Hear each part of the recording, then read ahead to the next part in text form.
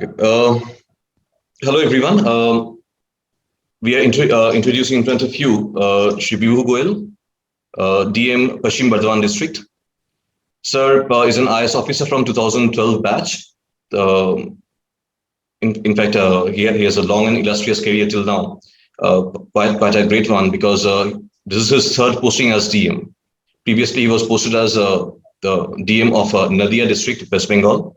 Then subsequently, he became the DM of Midnapur, Purva Midnapur, East Midnapur. And then subsequently he went to Pashim Bardhaman, where he is DM right now. Now, before being a civil servant, he pursued his career as an electronics engineer, if I'm not wrong, sir, right? That's right. As an electronics engineer from NIT Surat. And sir is of 2005 batch from NIT Surat. Then he pursued his master's MA in human resource management from TIS, Tata Institute of Social Sciences, Mumbai, 2008 batch. Then for 2 years, he worked with KPMG. And then he came to the field of civil services. He pursued civil services and became an IAS officer of a 2012 batch. So why this jump? Why this jump from electronics engineering, then human resource, KPMG, and then from there, all of a sudden, from the private sector to civil services? Amit, the same question was asked to me in interview as well. Okay.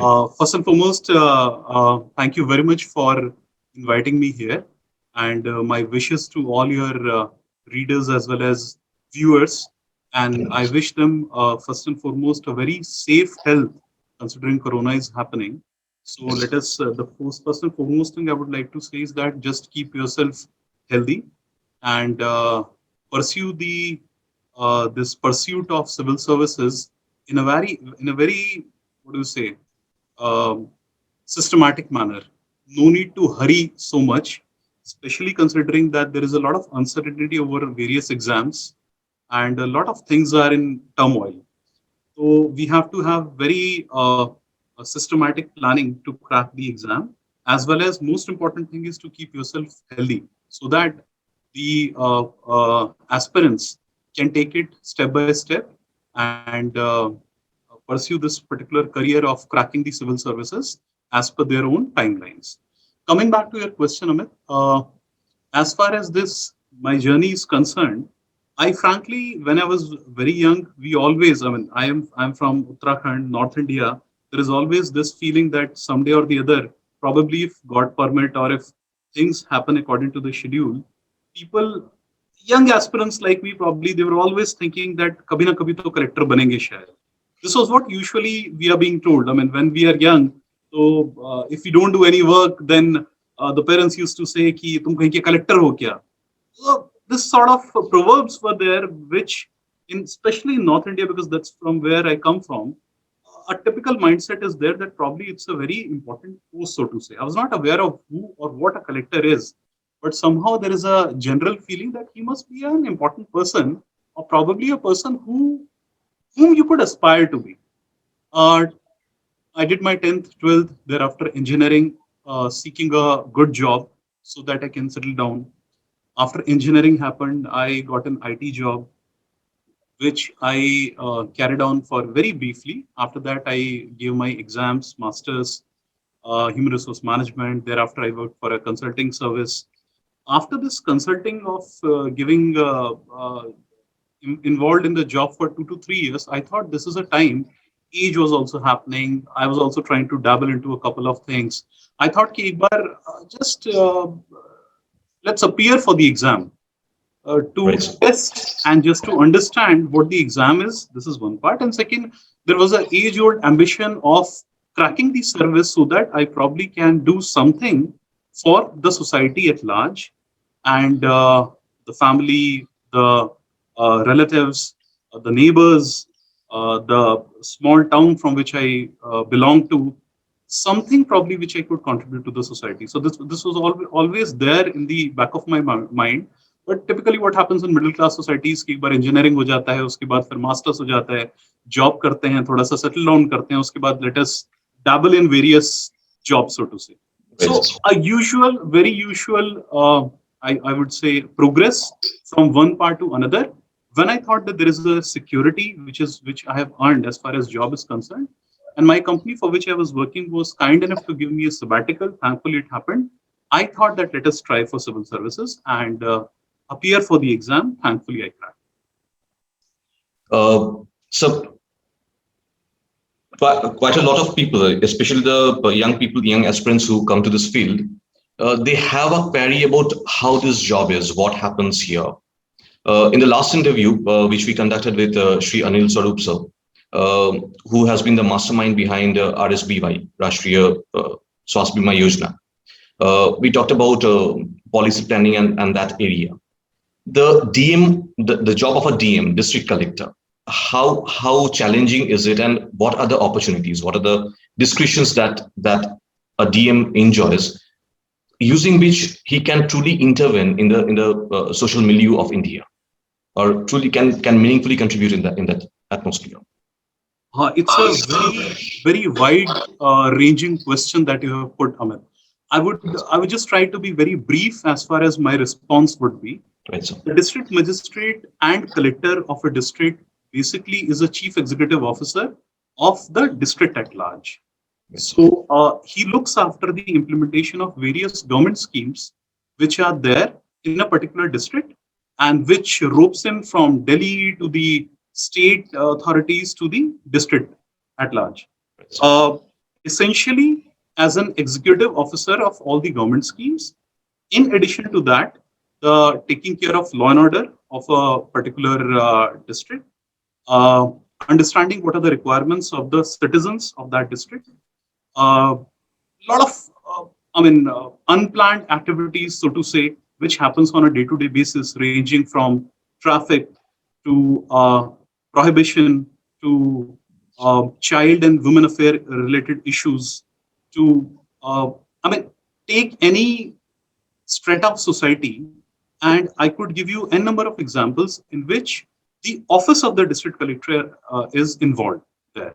So basically, essentially, to cut a long story short, to execute all the government schemes at various levels, and to ensure that there is a insurance of law and order related activities in a district.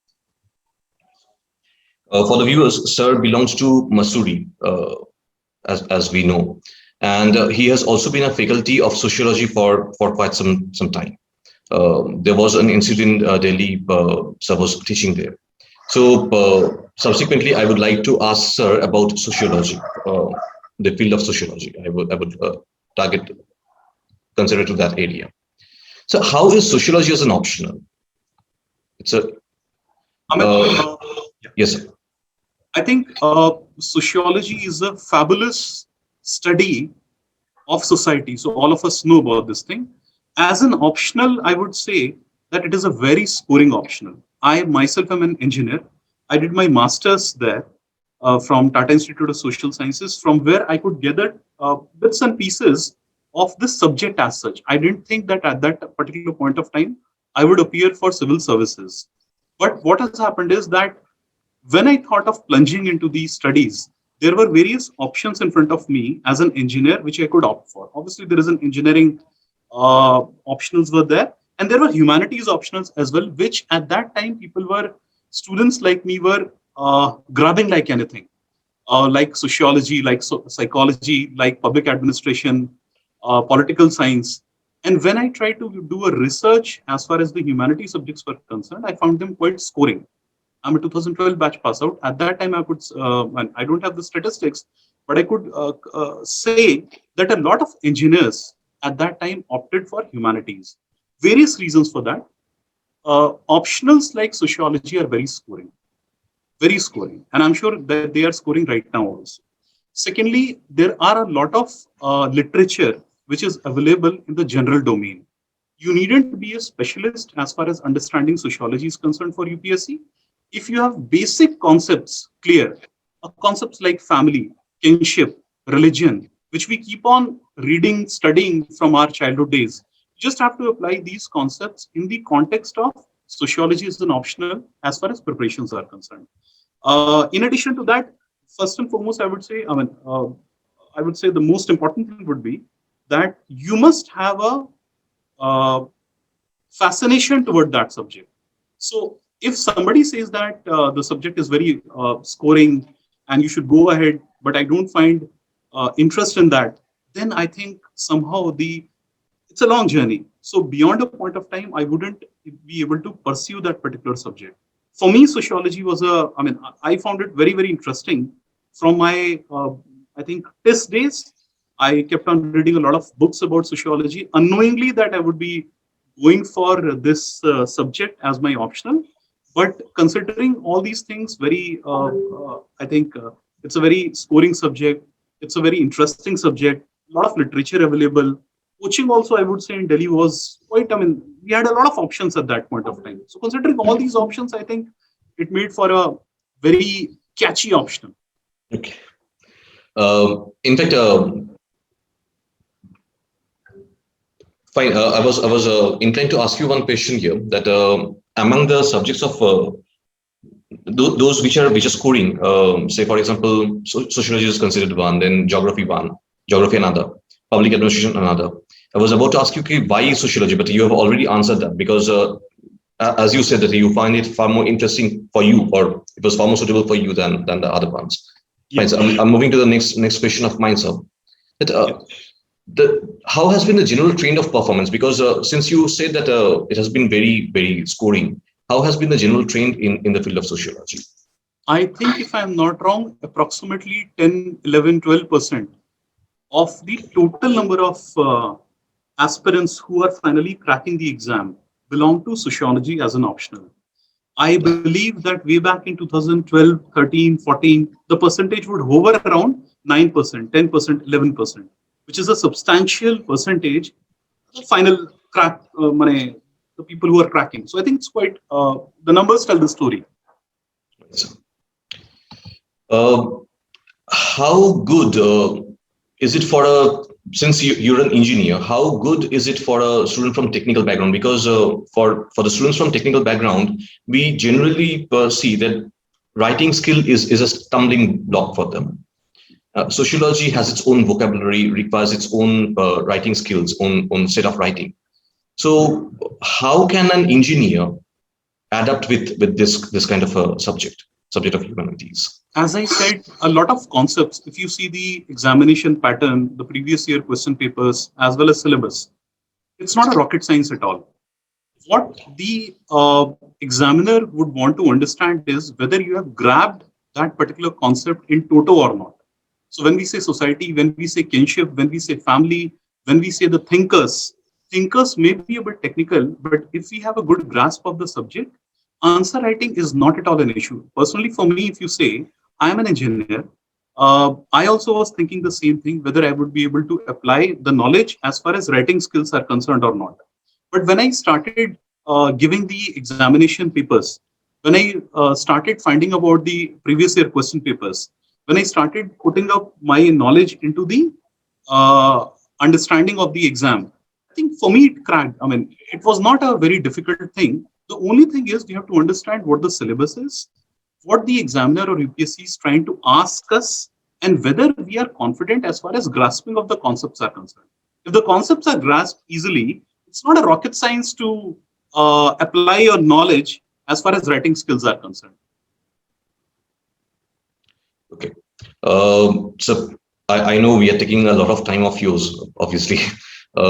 Just 2-3 more questions, sir. For anyone, for someone who's not from the field of sociology, how to start, how to approach the subject? Because first and foremost, I would suggest that go through the previous year question papers. Also try and understand what the syllabus is. Syllabus remains constant for a lot of years, so syllabus is more or less static. Then whatever every aspirant would be reading newspapers on a daily basis, I'm sure. Without that, you can't crack. Try and relate the sociological concepts to what is happening in society at large. Paper 2 of sociology is more or less a Indian context point of view. Paper 1 belongs to the general sociological practices. When I say sociology, the paper 1 and paper 2 have to be studied in entirety, not in a separate manner. So I think understand the question papers, previous year question paper, understand the syllabus, try and relate whatever is happening in and around the society through newspapers and relate it to the concepts. It's a very, very simple and fascinating study. Once we understand the concepts, I think all aspirants, or whosoever I know, who would be able to crack or otherwise also, they still read various sociological books and various concepts related to sociology in a general reading, so to say. So I think it's a very interesting and it's a very illuminating study of society as such.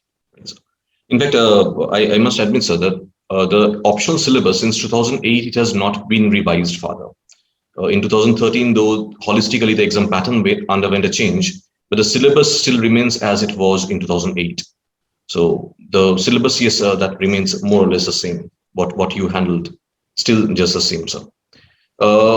In fact, this is the last question, sir. Or rather, I would tend to add one question after this. So thinkers, they are quite a handful area in sociology. Yeah. In fact, in paper 1, we have 6 thinkers there. In paper 2, we also have 3 thinkers there. So these thinkers, how to approach them? Because for any general candidate, what we see is they start struggling with the thinkers first. The subsequent areas, even though they are comfortable there, the thinkers, they become a stumbling block for the students. So how to handle the thinkers? Personally, I would suggest that there are a certain sociology books which are available in the market. I studied, if I'm not wrong, Harlan Bose. Harlan Bose is a standard textbook which, in a very lucid and in a very clear manner, illustrates the various thinking and various concepts given by the thinkers.